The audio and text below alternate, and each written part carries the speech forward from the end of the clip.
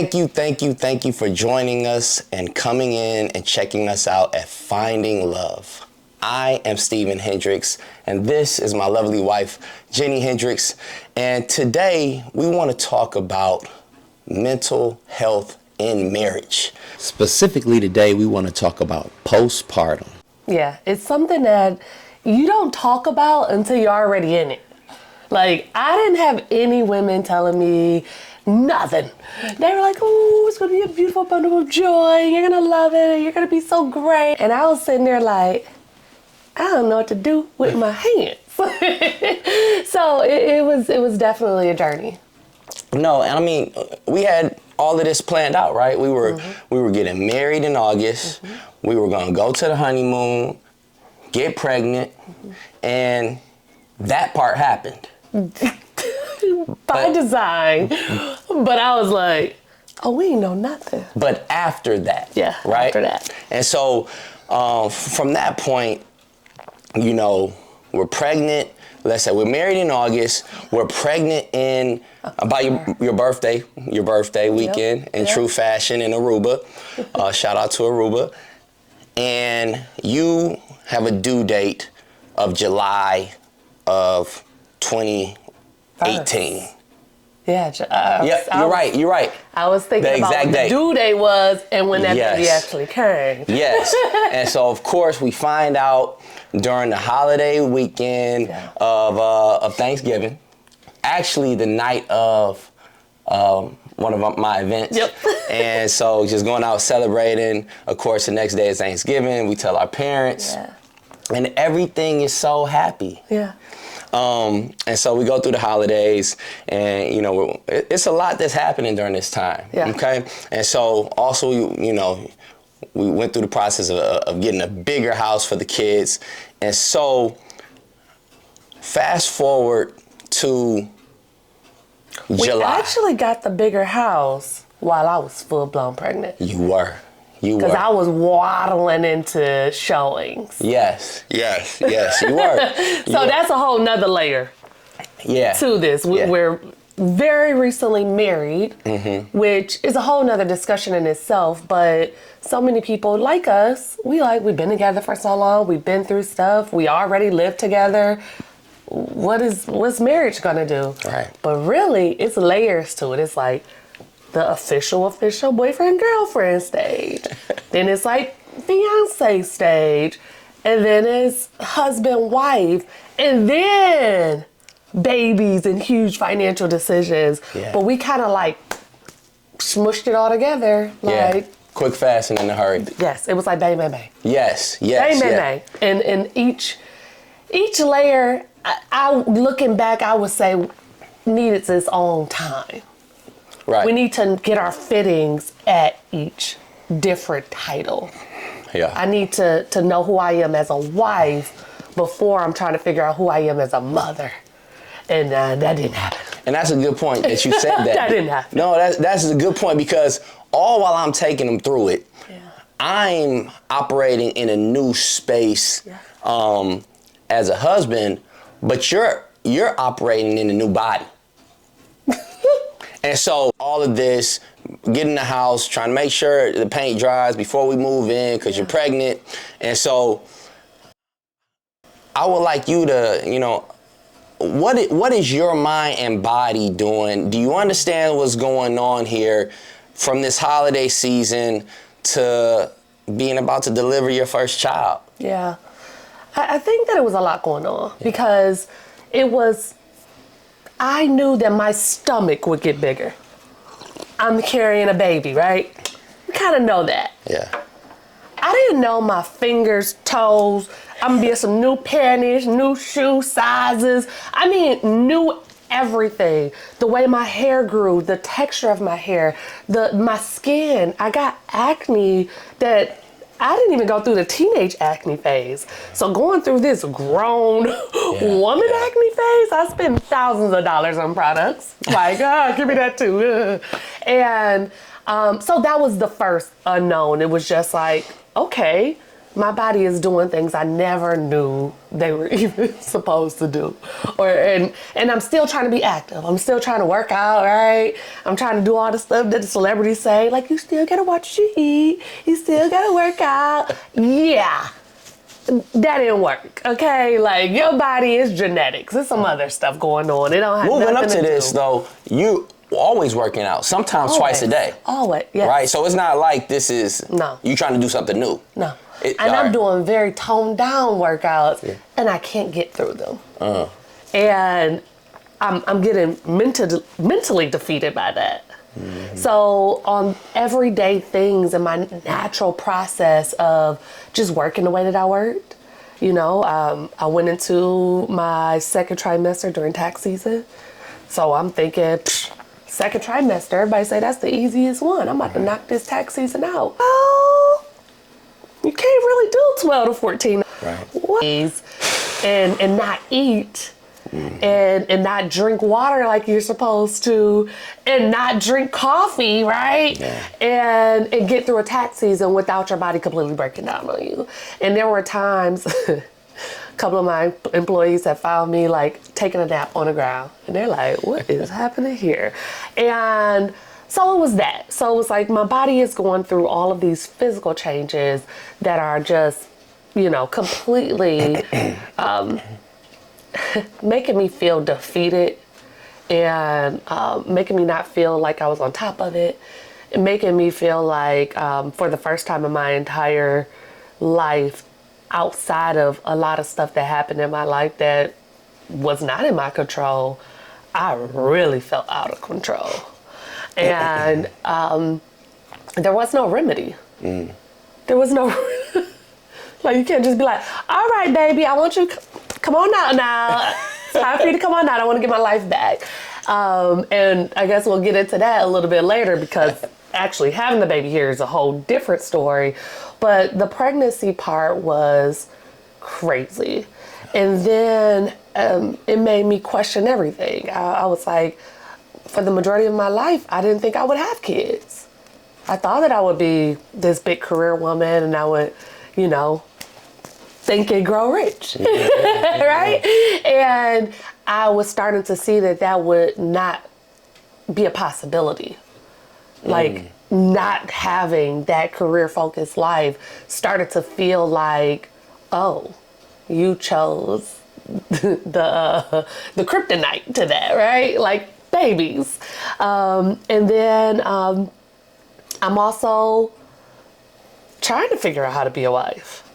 I knew how we coincided and how we worked just as a couple, but now as a wife, we do have to think about stuff like our finances and our credit and, you know, make big life decisions like buying, you know, $500,000, $1 million houses and stuff like that. We got to do that.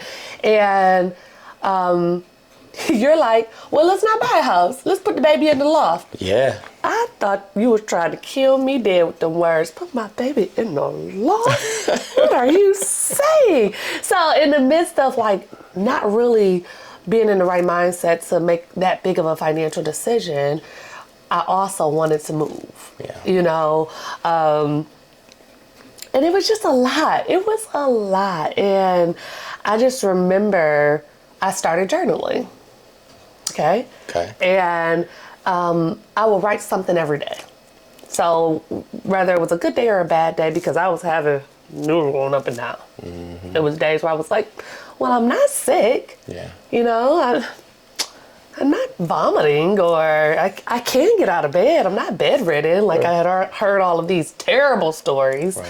And so I was feeling very grateful for that. But then there would be times where I was like, yeah, I'm gonna leave this man with this baby. Cause I don't want neither one of them. Everybody in this house crazy.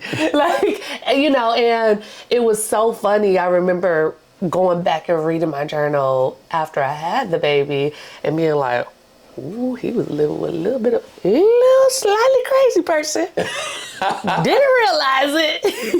He did not know. He could have went down up in this house, you know? So, to be affected that drastically, that quickly, because while being pregnant for almost 42 weeks, it seems like a long time, it's really not that long. for your entire existence to be erased. Wow. Everybody that I thought I was, every hat I thought I had, everything I thought like made me who I am changed during the pregnancy. So you speaking to, you know, you started journaling after you had Cass. Yeah. So then would you say that going through labor, when you had Cass, you had this euphoria of, oh my God, I'm a mother, look at my baby, I'm so happy, I'm smiling. Is that what happens first? You remember when they tried to put Cass on me? I had just delivered this baby.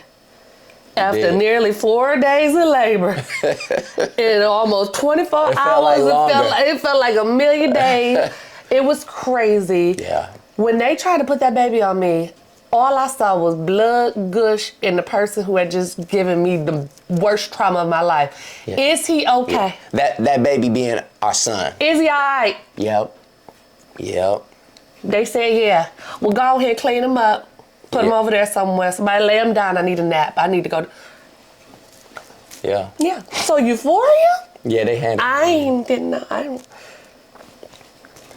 So pretty much pregnancy is not going as planned at all? I was not ready for any part of pregnancy. Wow. And I had, I would say, now that I know so many women who have gone through pregnancy, I've been through another pregnancy, it was pretty easy. I just got big as a house and mentally was tore down. Yeah. But as far as like, you know, complications or any of that, it was beautiful. Wow. You know? And I say this because even in marriage, so many people see these highlight reels, right? That's true. So we see these celebrity women get a big tummy and then they get a flat tummy and then they get this beautiful baby that they dress up and they do all of these like baking cookies and all this stuff and it looks glamorous. And I'm like, oh, I want somebody to love me like that. I want to love somebody like that. Yeah. And then you're going through it and you're like, this stomach ain't going down. That baby's still crying. He fed, he dry. I done Google Gaga for 25 minutes. What's up? You still trying to recover? Still trying to recover. Mentally. That part. Physically, you know. And then it didn't help. I felt so much extreme pressure if I wanted to be a good mother to breastfeed. Yeah. Even at the hospital, I felt like they were like, so mommy, are we breastfeeding or are we bottle feeding? I'm like, breast. They're like, right. I felt like it was like a secret code that they were going to like push the red button. Like, not a good mama up in here. Maybe you need to have CPS watch her for a little bit. She put her on the bottle, you know? Yeah. So I'm breastfeeding and it had extreme pros and extreme cons. I don't know if I would have been able to get that connection with my son had you taken all the feedings, right? Right. If I just gave you the bottom, because you would have been like, okay, I got it. Yeah. And I would have been like, go get it. Go get that baby. So I don't think that, I mean, the moments that I had with him where he's looking me in my eyes and he's feeding, he's getting what is going to make him grow big and strong. Yeah. That was euphoric in some moments. So you got that euphoric side, right? That, oh, what a blessing side.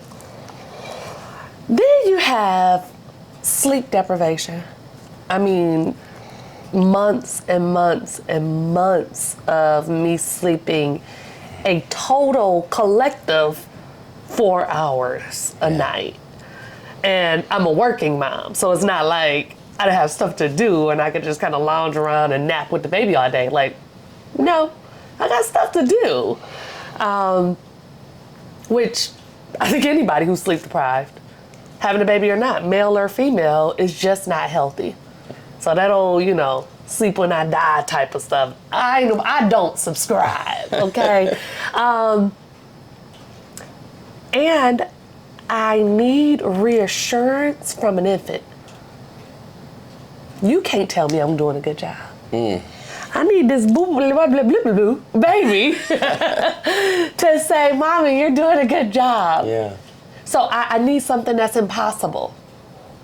And then it is very hard to like bond with a little human that just want to suck on you all the time. Like, this don't feel that great. My nipples is chafing and chapped and cracked and bleeding and doing all type of stuff. And you want a pacifier? Oh. It's very hard to like foster that connection. And it's crazy because I kind of had it instantly with Penny. So it is that flip side. I don't know if it was the new mom. I don't know if it was the new wife coupled with the new mom. Because I felt like a failure as a wife too. Because I understood that both of our lives changed. Yeah. But I could not get over the fact that mine changed more. You know, I remember when we brought him home, you were getting ready to go to work. Yeah. And I was like, where are you going? What is the paternity leave? Like, what is happening here? You gonna leave me with this baby? Right. You know, and I was freaking. And in that moment is where the resentment hit me like a Mack truck. You were able to get back to life as you know it, while I will never be able to. Yeah. And so then I feel like I'm failing as a wife because it's my job as a wife to take care of you so that you could take care of me. But I have no capacity. Right. Even in my mind, when I thought about it in these very small instances throughout, when I thought about like, well, how are you feeling about everything? I knew I didn't have the capacity for you to say anything but you feel great. And I knew that I always wanted you to be 100% honest with me about your emotions and about everything, right? So I didn't ask. And now I'm feeling like more of a failure as a wife. Yeah. Because I know what I signed up for, you know, and how did you feel? You know, and that was interesting because I had to rely on something that I just had no business knowing. And so I really had to have a lot of conversations to myself, with myself, that might have seemed a little crazy, right? Where I just, you know, just reassured myself. I said, look, man, you have no idea what's going on. And you gotta show up, and you gotta show out, and you gotta be present, and, you know, really like, kind of like F your feelings right now for the greater good, because guess what? This is just a season. And it was a lot of self-coaching I had to do, but I knew I was doing it for the team, right? I knew even in those moments, and even in that season of several months, that we were together. We are together. It's me and you. Yeah. And you needed me to take some extra shots, you know, pick up the ball. Yeah. And it didn't feel good in the moment. It didn't. I mean, it was a lot of humility that, you know, single Steve was not used to. I'm sure. But I was like, hey man, you dealing with something. Yeah. And then you want to put it on top of you getting busier as a business owner. Yeah. Right? Yeah. So you got your tax season coming up. It was crazy the previous year.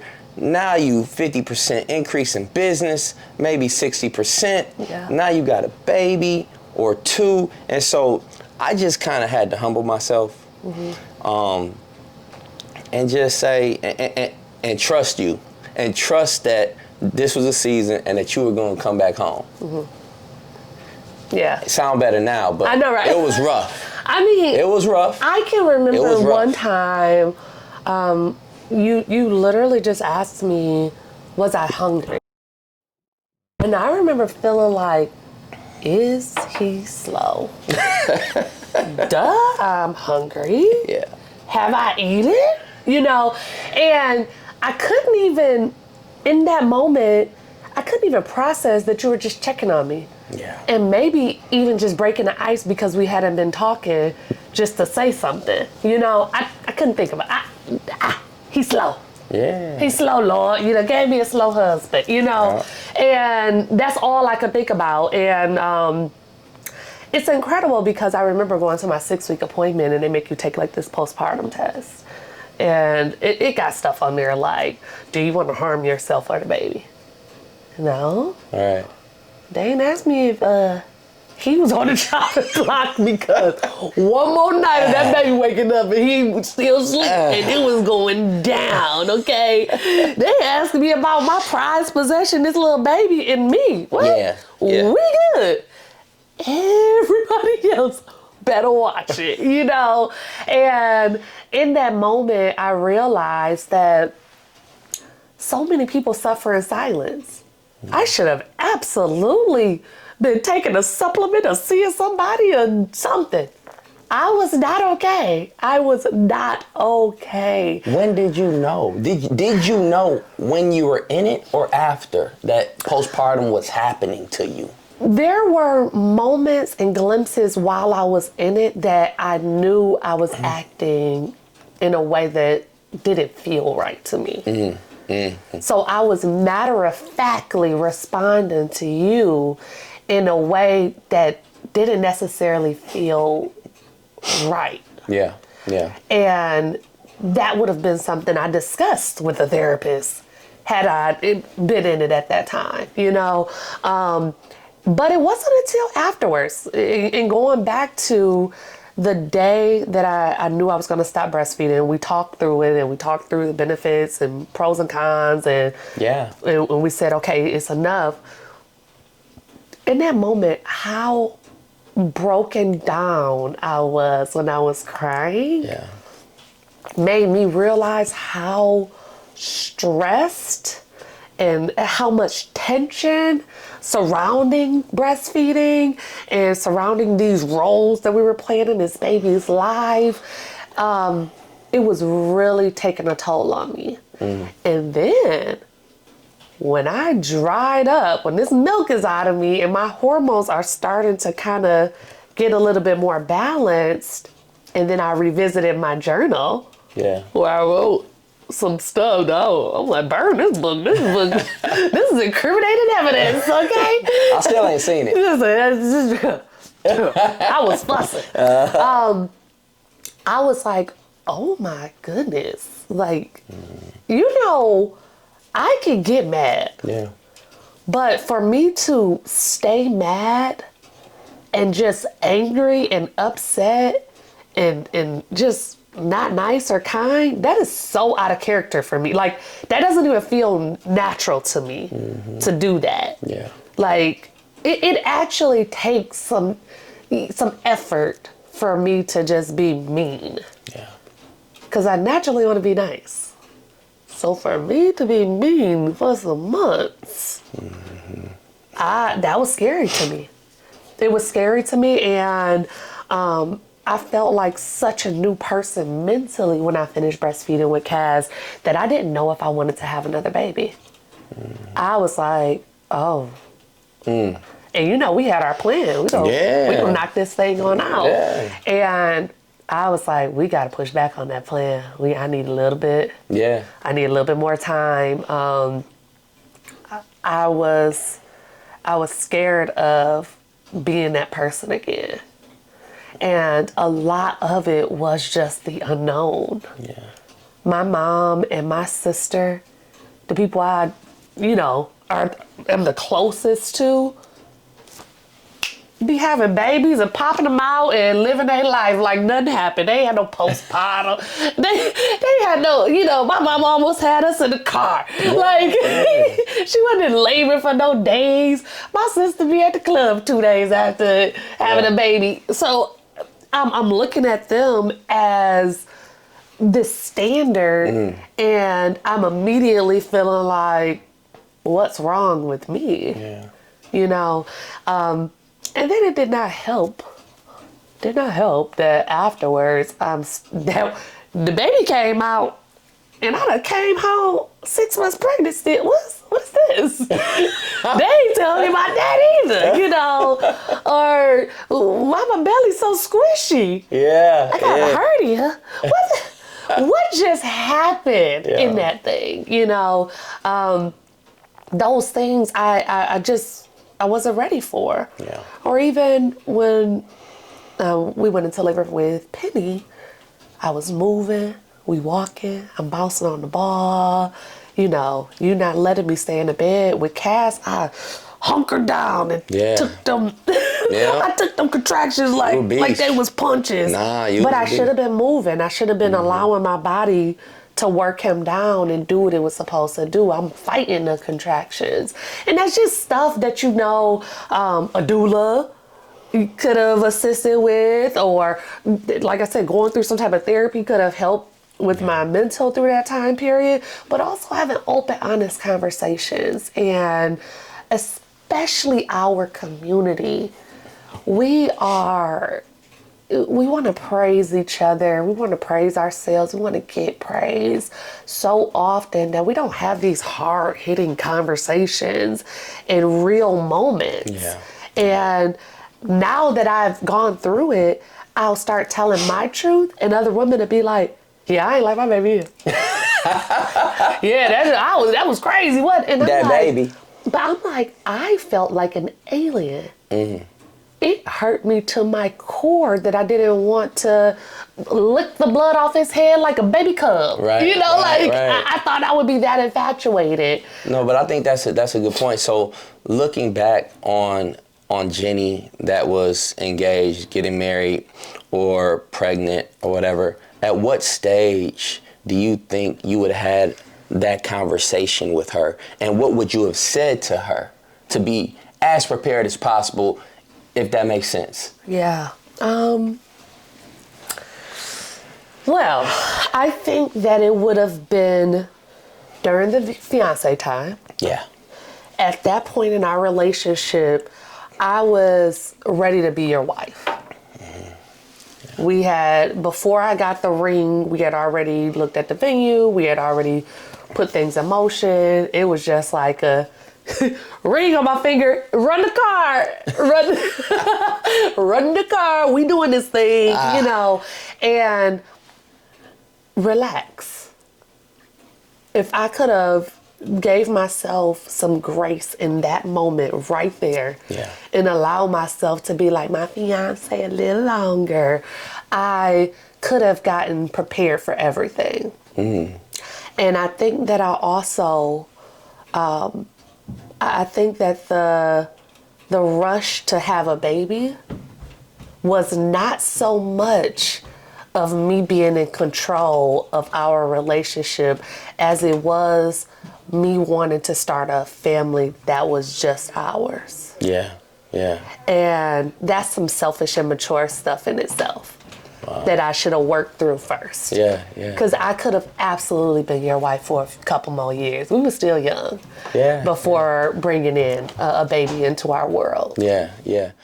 What stage would you choose, and what would you tell that stage of you? Well, for me, I think it goes back a little bit. Okay. Because it's no way in the world I could have been who I was for you if I didn't sincerely want you. And I think, going back, sometimes guys make the wrong decisions just because they want a family, just because they want to be that stand-up guy to a baby mama or whatever. Yeah. The foundation of what I did was based sincerely and simply on I wanted you, and I knew with the utmost confidence that you were what I wanted. So with that, I was 100% committed. Now, understanding all of that, yes, I wish I was a little more equipped. So me talking to myself, luckily, I was with the woman that I wanted and the woman that I had chose to be with. So with that understanding, just being able to operate in grace with you and stepping out into that unknown, and that unknown of me trying to understand that I don't know what you're going through, but also understanding that I don't know how long this is gonna go. But really just trying to rock with my inner Jay and saying nobody wins when the family feuds. Like, that's something that I still come back to. Yeah. And really just trying to just work on me. You know, we had contentious moments though. It's not like I was just over here just being this stand-up guy. I mean, there was back and forth, and there was, you know, times where I wanted you to, you know, maybe be more affectionate to me, not understanding or even having the grace of what you're dealing with your body, how you're feeling. Yeah. What about me? Yeah. You know? And so being able to tell my former self or my earlier self that, look, man, trust that she's gonna come back to you. Be patient.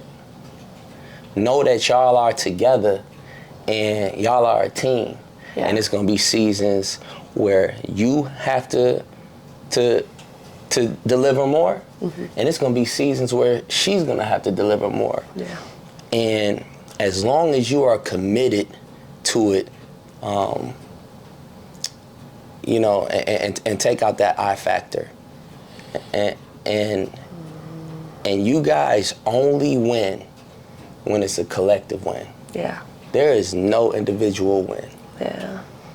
So I hope that wasn't too much, but that's everything I would tell myself, I think, right? So now it got me thinking about what we would hope that others take from that.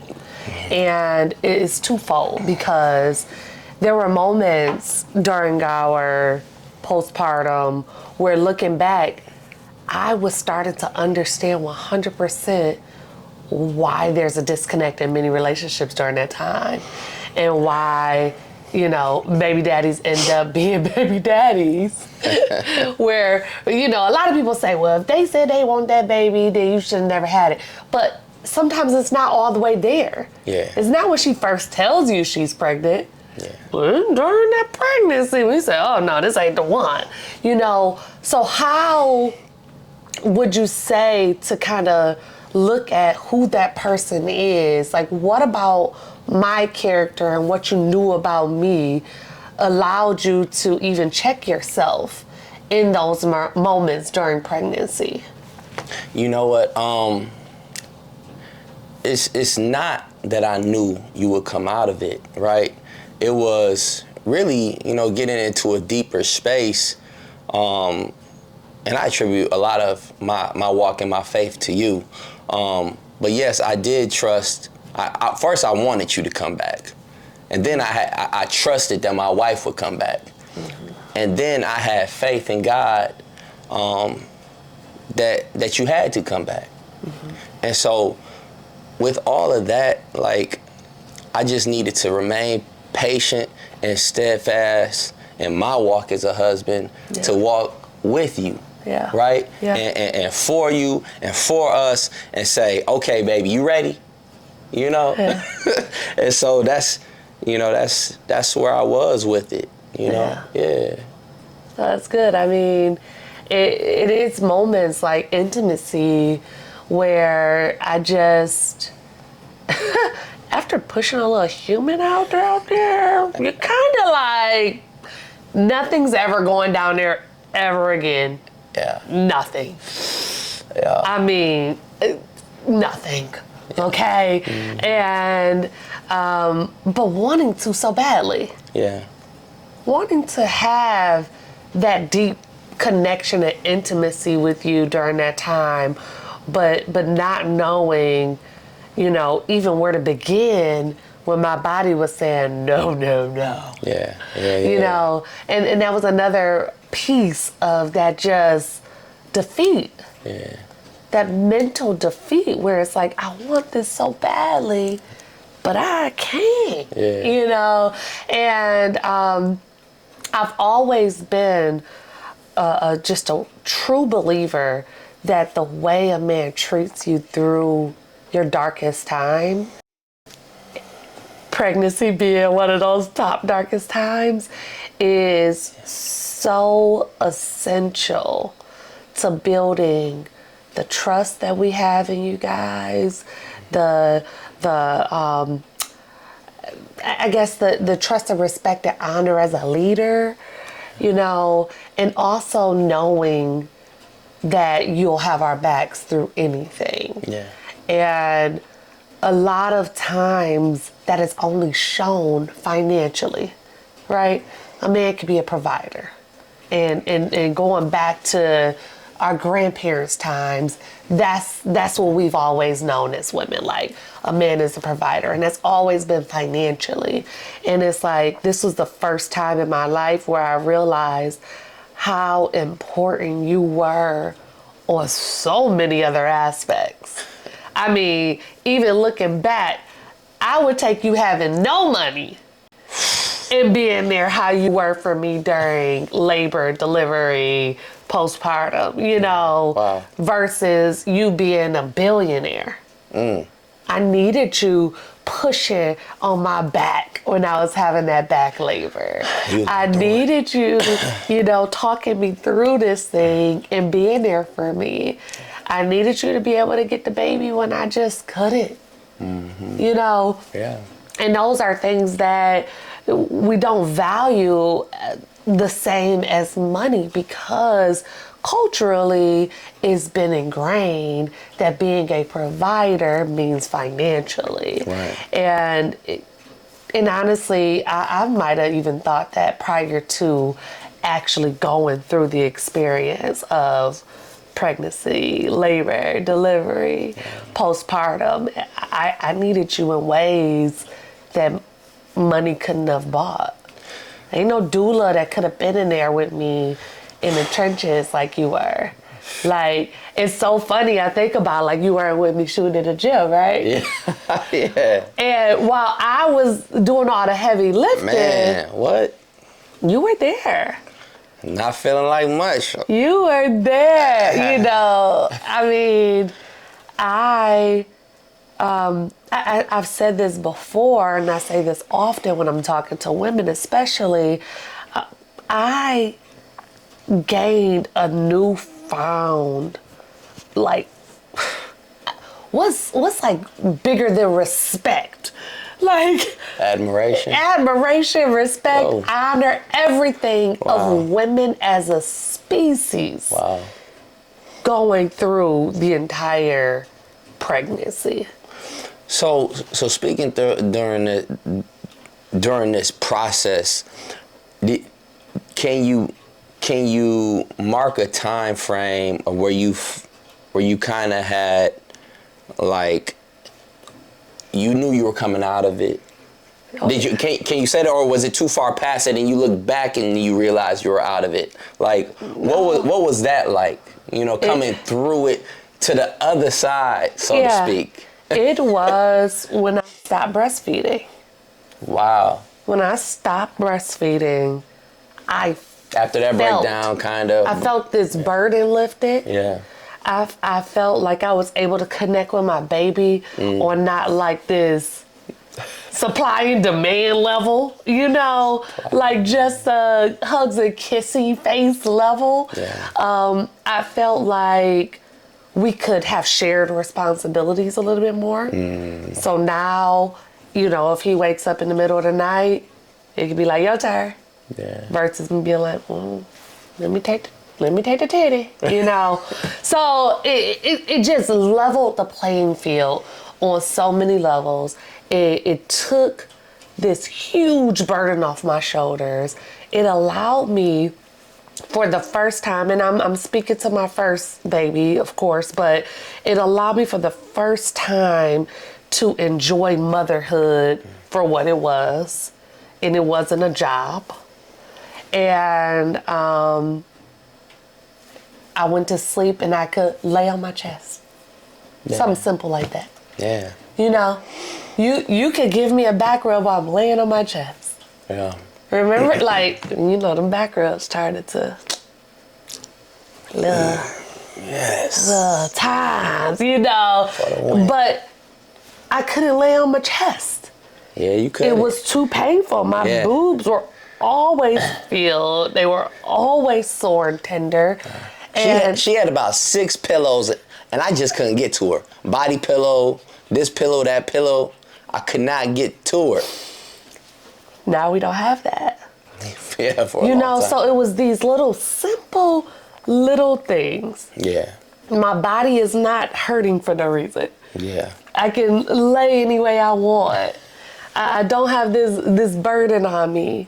We can share responsibilities. I can connect with my baby more. Yeah. I just felt more free in that first week post breastfeeding. Yeah. And it was something that I was so, I felt so strongly about doing. I was like, good moms breastfeed, bad moms don't, And I wasn't breastfed, so I don't know where I got that notion from. Society, social media, but it was ingrained in me, so I felt like I needed to do it. And as soon as I stopped, I got to reflect on what my role was as a wife and not just as a food source for my child. Yeah. And I think we saw just a complete 180 in our relationship and in our intimacy pretty immediately after that. Oh, yeah. And it's crazy because with Penny, I had a beautiful delivery, right? Mm-hmm. She just came out on a contraction. I picked her up, put her on my chest, watched her in the mirror as she was coming out, like on some Kardashian stuff, Yeah. And of course, traumatic stuff happened. Oh, yeah. After. Yeah. But that was beautiful. Yeah. Breastfeeding was natural and normal. She wasn't like chewing on me like Cass. She wasn't like cluster feeding like Cass was and using me as a pacifier. My little lady. I knew my routine. Yeah. I was like, I know how to do this breastfeeding stuff. I know how to pump when I need to pump. I know how to store. I know how to make sure you got some time, make sure I got some time. Yeah. I felt so much more in control with her, which is probably why I breastfed her for so long. It was actually easier to breastfeed her. We like going on trips. I'm like, I'm not packing all those bottles. I got these boobs, So I breastfed her for a little bit longer. Mm-hmm. But even still, even though it was easier, even though I knew what to expect, even though the delivery was easier, all of that good stuff, we planned for her a little bit more. I was a little bit more equipped to go through what pregnancy would do to me and all of that good stuff. I still felt that same burden lifted when I stopped breastfeeding her. Wow. When I stopped breastfeeding her, I felt like I was able to get into my bag a little bit more. Yeah. I mean, because breastfeeding, you're burning all these calories with breastfeeding, but you're hungry. I had more cravings while breastfeeding than I ever did while pregnant. I'm like, you gonna eat that? Okay, Biggie Smalls, get in the gym, And a big part of me feeling like myself was looking like myself. Mm-hmm. Was having the energy that I used to have, was being able to work out with you, was able, and after each baby, that first year with breastfeeding, with your body being all out of sorts and all of that good stuff, it was very tough for me each time. Each time. Different ways, but each time very tough. You know, we kind of had advice for our former self, but any challenging season that we've had, we've got so much stronger, a deeper connection, a more understanding of just like our roles, our responsibilities, and the appreciation of getting on the other side of it, you know?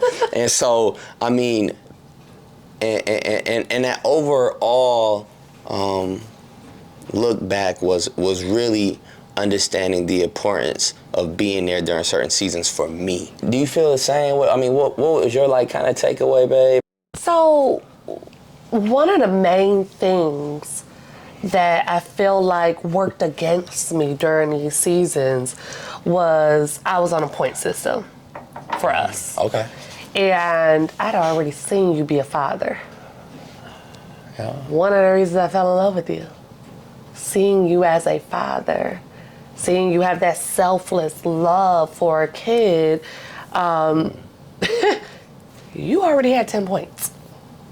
So you already on the scoreboard, and I have no clue who I am as a mother.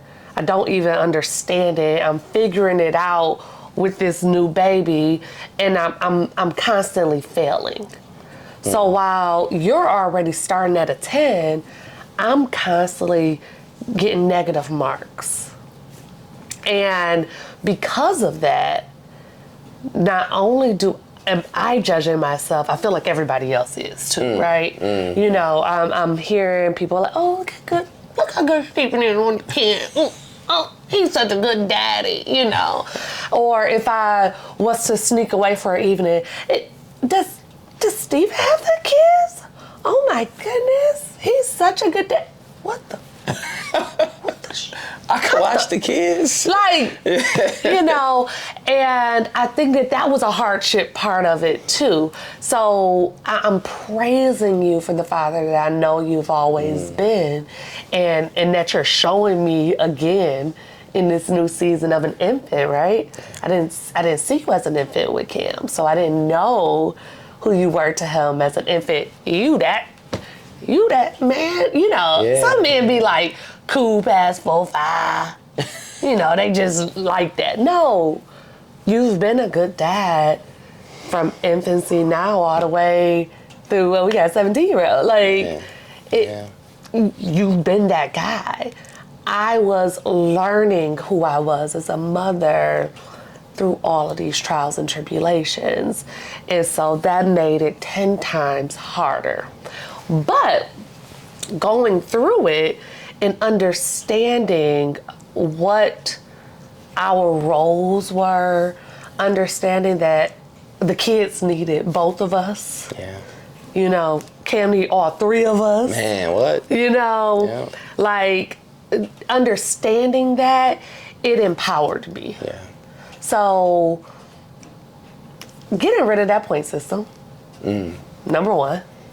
And then... Which, that's good, man, because I think a lot of people operating on that. Oh, yeah. Even if it's subconsciously. And I'm sure that's going to come up in other topics because it's been many of seasons where I was like, I wash the dishes and cook and I know I'm winning. I know I I'm won winning. today. I know I won today, you know. So getting rid of that point system, and then also understanding my true intrinsic value as a mother and what that meant to our kids and to you, it empowered me. So coming out of such a tough season empowered, it made me want to do nothing but win at everything. Wow. So I wanted to win as a business owner, I wanted to win as a mother, and I wanted to win as a wife. And being empowered by the fact that I thought that you were a better father than I was, automatically made me love on you a little bit more. I'm like, yeah, he deserved this like here, right here. Come on. No, but seriously, like it did. So it it made me want to do more for you, to be there more for you, and to support you in whatever you're going through. Because I understood that in that season, you had to be down for the cause, okay? I would have left me. I'd be like, look, what the child support look like? I'd have hooked you up, baby. I'd have hooked you up. Gucci you go, okay? Like that, but... Like, she being tough on herself. Great mother, everything like that. But what I will say in this, even during your postpartum stage, which for a lot of it, I didn't even know that's what you were dealing with. I always had the perspective of that life is challenging, but it's worth it, right? Yeah. And so in my life, I still was like, my life is perfect. Because in it, I just appreciated everything. Yeah. And I think having that perspective was like, was crucial, because you were going through something, and I could see a difference in you, but you still were a great mother, still were a great wife, even if you felt like you were operating at, half mast, you know what I mean? But I mean, but that's why I think it's so powerful, baby, that we can talk about it now, because even now when we talk about it, to me, we still practicing. Yeah. We're still getting our reps in. We're still looking back and having this talk with you now about it. We've had similar talks, but this gives me a more refreshed sense of appreciation for you and for women in general that go through postpartum, and so same. So baby, like I said, I would have left you. You did it. We did it. You did it. We did that. No, you did that. We got through it, but you did that. Yeah. I appreciate that. Yeah. It's. I mean, postpartum, that experience both times is why I felt like Penny, how she is too. Boss baby, she's shutting this thing down, but is one of the scariest things and one of the biggest points into why I'm like, all right, shut that baby train on down. Yeah. Forget the body, forget the, some people be like, well, I just got back. No, I still ain't back, so I could, but that experience and how challenging it was, it means the world to me now that we are in such a beautiful space and how we operate as a family. And I feel so grateful for those opportunities, for you to see me at my worst and still love me and prove to me without a shadow of a doubt that you can lead our household through anything, that you will have my back through anything. Oh yeah. That I can trust you, And I mean, I ain't gotta do it again, We did that. No, yeah, we did that. We done. We did that, and it's crazy because I went from not wanting any kids to wanting all your kids, to being like, we did that. I got her. We did that, a boy and a girl. With our extra boy. We are done, but that experience, I pray that if even one segment, one little piece of this touches the heartstrings of someone, some man, and shows him that he needs to just step up and just be supportive, right? Just love on them, be humble enough to say this is a season and at least see it through to her getting to the other side. And I pray that every woman gets into her bag, okay? Self-awareness is something so crucial. If it is keeping a journal so that you could say, if he like, you was that crazy the other day, you'd be like, let me see. Oh yeah, you're right. I called you a mom. But whatever it is, really think about who you are and who you want to be to that other person. And for me, I've always operated in the space of, if I take care of you, you can take care of me. Yeah. And in taking care of you, that might look like me watching my mouth. It might look like watching my tone. It might, just be making sure you ain't got to worry about no food or no menial task. Whatever that may look like, just handling the kids. Whatever that may look like, I know that in taking care of you, I'm going to be blessed and taken care of. And that's something that this whole experience, especially in having babies, really taught me. Baby, look, it's many of nights and many of times that things are always about us. Yeah. But right now, we're definitely going to toast, really, and celebrate the trials and tribulation of that community that you were part of, the women that you are with on that.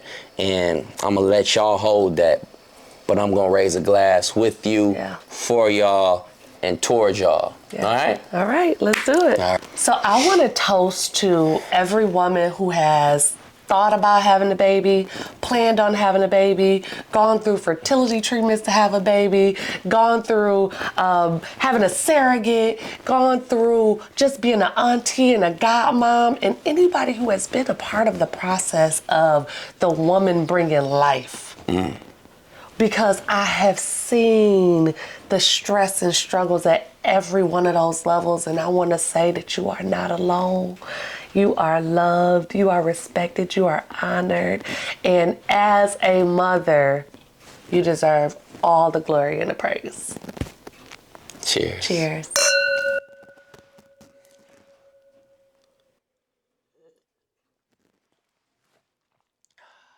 Thank you so much for tuning in. It has been a journey of love, of understanding, of vulnerability, and we are just so appreciative that you have joined us for another episode of Finding Love. And we want to invite you into our Finding Love community. And one of the best ways to do that is clicking that subscribe button right down there. If you want to tune in with us more, kick it with us more, learn more about Finding Love, we definitely want you to follow us on all social media at I Am Finding Love. And I am Jenni L. Hendrix on all social media platforms. Jenni with an I, L. Hendrix with an IX. Hey, there you go, baby. And mine is Stephen Hendrix, #1. And also, for anybody's listening to us on one of these amazing podcast platforms, please rate, review, comment. We really appreciate you.